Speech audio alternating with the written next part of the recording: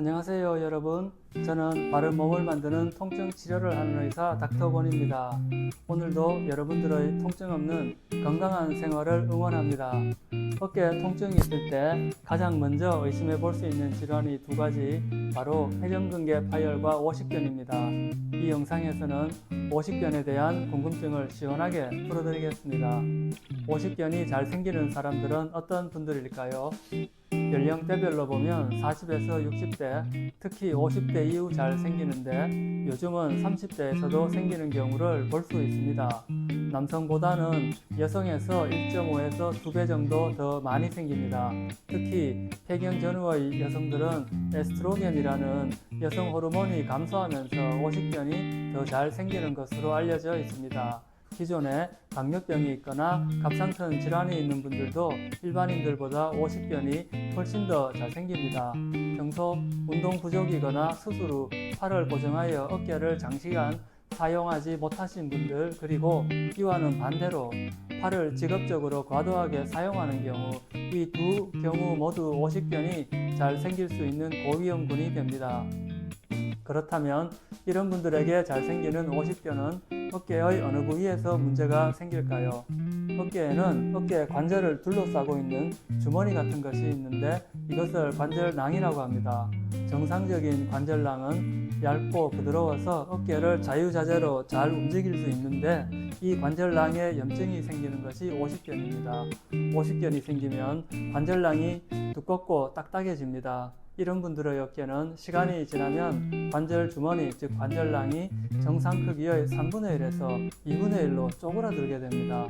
다음으로 이렇게 관절낭에 염증이 생기고 쪼그라들게 되면 환자분들은 어떤 증상을 경험하게 되는지 이야기 드리겠습니다. 대표적인 증상은 어깨가 아프시고 어깨를 마음대로 움직이지 못하게 됩니다. 특히 팔을 위로 들어 올리는 동작, 열중 시혈을 하거나 팔을 바깥으로 돌리는 동작이 안 되어 일상생활이 힘들어집니다. 그리고 야간에 어깨 통증이 있어 잠에서 깨다 보니 만성 피로에 불면증까지 생기게 됩니다. 그런데 이러한 증상들은 오십견뿐만 아니라 회전근개 파열이나 석회성 건염 같은 다른 어깨 질환에서도 나타나는 증상들입니다.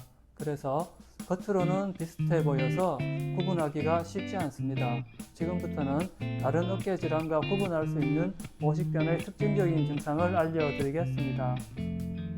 오십견은 수동적 운동 범위와 능동적 운동 범위가 모두 제한됩니다.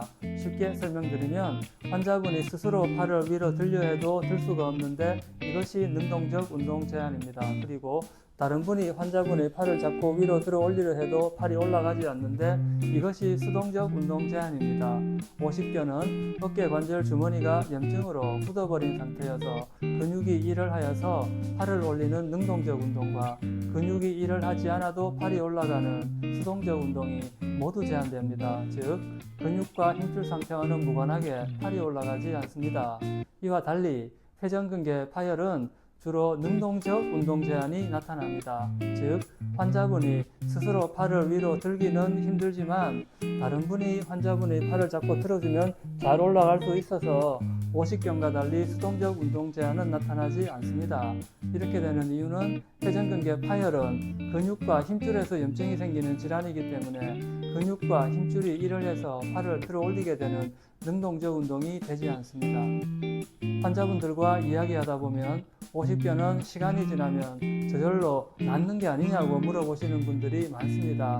안타깝게도 그렇지 않은 경우도 많아서 오십견에서 회복된 후에도 어깨 통증이나 어깨 운동 범위 제한이 남아있는 경우가 많습니다.